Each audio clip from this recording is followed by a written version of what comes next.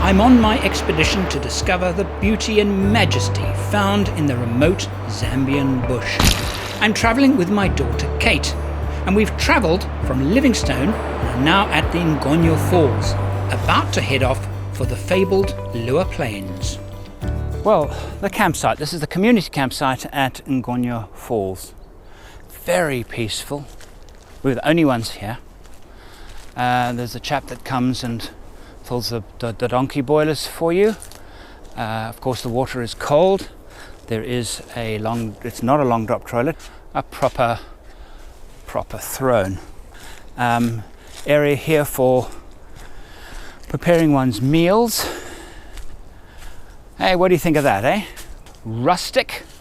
And of course the shower we had last night. Good shower. Gonna have another one this morning. The water is cold, thank goodness, because the rest of me is extremely hot. It's 7:30 and it's already starting to get warm. So I think another scorcher today. This part of Zambia is sparsely populated and well into their dry season. Dust fills the air. Right, the road to Luiwa Plains has turned quite bad. Speeds down from 70 kilometers an hour right down to 40 kilometers an hour or lower, crossing this bridge. So our drive, which I estimated would take 4 hours to Luiwa, is probably now going to take us at least 8. Anyway, very exciting country, part of Zambia that I've never been to before. The route to Luiwa means crossing the Zambesi River 2 more times, and this means ponts. Now waiting for the pont to cross the Zambesi, and the pont, I've been told, is not working. These people around here, about 4 other vehicles, I've been waiting for several hours for them to repair it. So I'm going to stand clear and just let them get on with it, and hopefully it won't take too long. In the meantime, we can listen to the local music. Yes. The pontoon, or? I want to take pictures. Pictures? Yes. Okay, true. Okay. Yeah. This man latched himself onto me for some reason. He's been drinking quite heavily and giving me permission to do various things like photograph things. So he's been a bit of a pain in the backside, actually. People like that, you have to be polite and courteously tell them to go away by just ignoring them. One shouldn't tell them to go away because then they'll be offended, but if you ignore them, it tends to work a little bit better. So right now, a lovely African scene, and very typical in many respects, really, because the pont is broken and still broken. Are you a fisherman? Are you a fisherman? Yeah, I'm a fisherman. Oh, okay. Yes. And then you sell your fish in the villages? Yeah.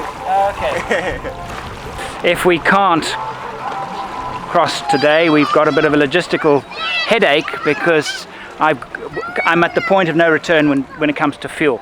This is why you carry extra fuel when traveling in Africa. You need a contingency plan. And I'm at the edge of that. I'm at that point of no return in terms of how much fuel I've got in the vehicle. So if I can't cross here and get to Mongu, then I have to turn around and I can do nothing else but go back to the last town, which is just within the range of the fuel I've got in the vehicle. That's why you carry that extra little bit of fuel, because then it's just, you then have options. We'll see what happens in the next half hour and then decide what we do.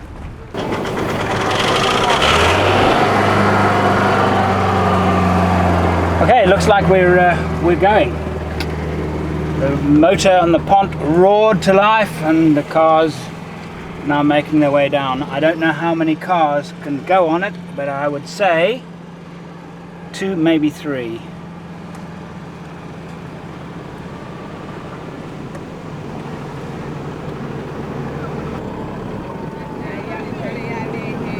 Hello. Hello.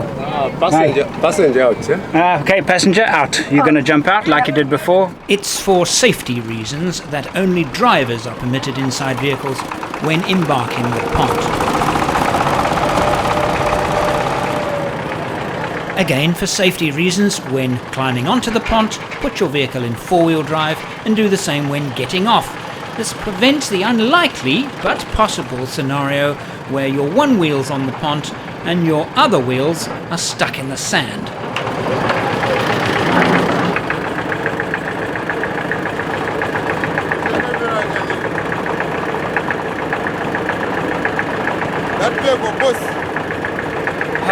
Sure.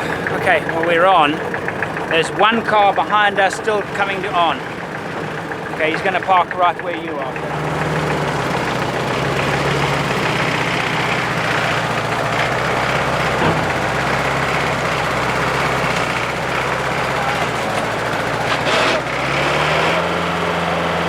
I must say I'm really impressed with Kate. I don't think she's ever been in this kind of environment before. We're crammed quite tightly onto the pont, lots of people around. She could easily be feeling really quite nervous and intimidated. She's clearly not. Yeah.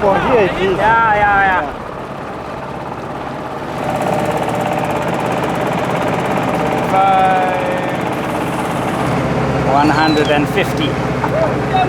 Thank you, sir. Thank you very much. Okay. Thank you.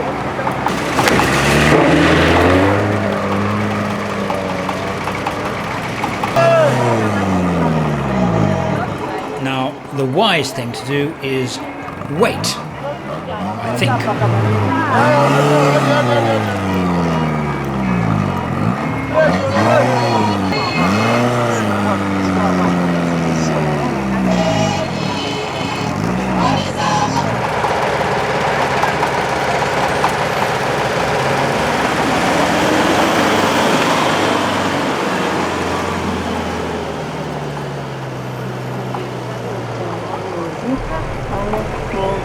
Bit of 4-wheel drive stuff to get up the riverbank.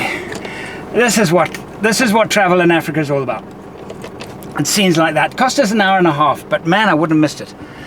Hey, don't you think? I mean, really, that's what makes Africa travel amazing, because you never know what you're going to find around the next corner, riverbed, whatever. When I left England, I said I was going to Zambia, and the first thing was, is it safe there? It's safe. The people were smiling, and it's safe. It really is safe. It might feel very foreign. That's why it's so fantastic. And of course, I was freaking out the whole time. My South African roots, the car's unlocked, everything's gonna get stolen. Just the whole time.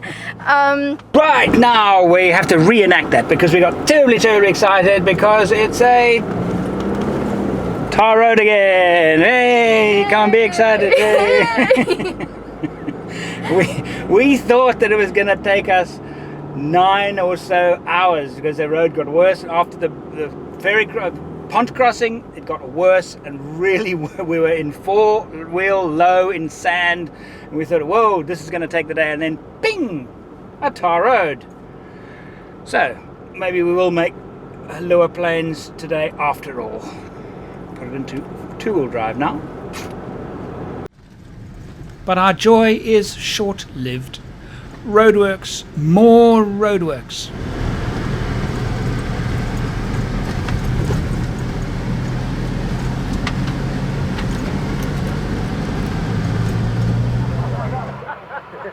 And it looks like yet another pont. At this point on the maps, there's a bridge.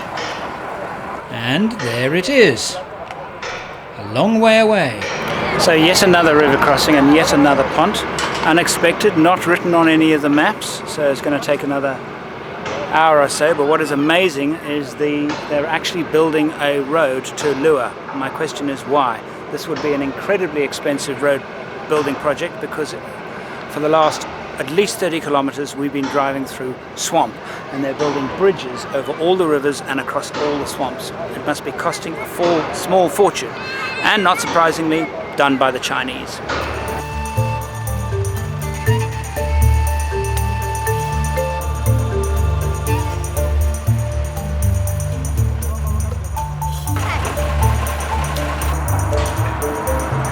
A group of South African contractors has asked Kate to take their picture. They're here installing water level measuring equipment all through Zambia. While these crossings do take a bit of time, they're a fantastic break from sitting behind the wheel. They're slow and give you enough time to take in the atmosphere.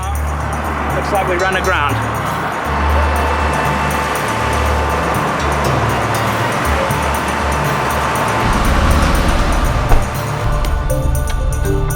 When I'm reversing the vehicles on the pont to get the nose in the air so that they can beach it because they can't get ashore.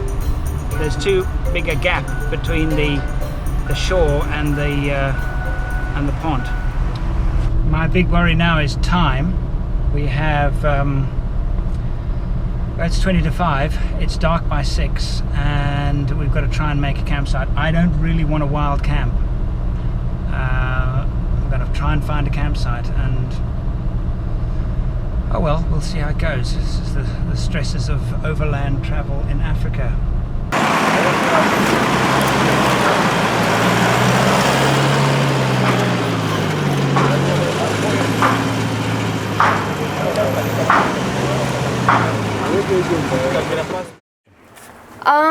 Well, we're at Kalabu and we didn't make the park in time because it's a long day, so we couldn't find a camping site. So now we have found this lovely lodge and it's rather interesting. So we'll just show you the room and the lovely health and safety. Oh, okay. They're busy putting the bed in. Putting the bed in. Yeah. Okay, so that's fine. There was only one bed in the room, so they obliged us by adding another. And we've got a TV. Yeah. What could be better? Okay. Thank you. All right. Thank you very much. Okay, that'll be good. So,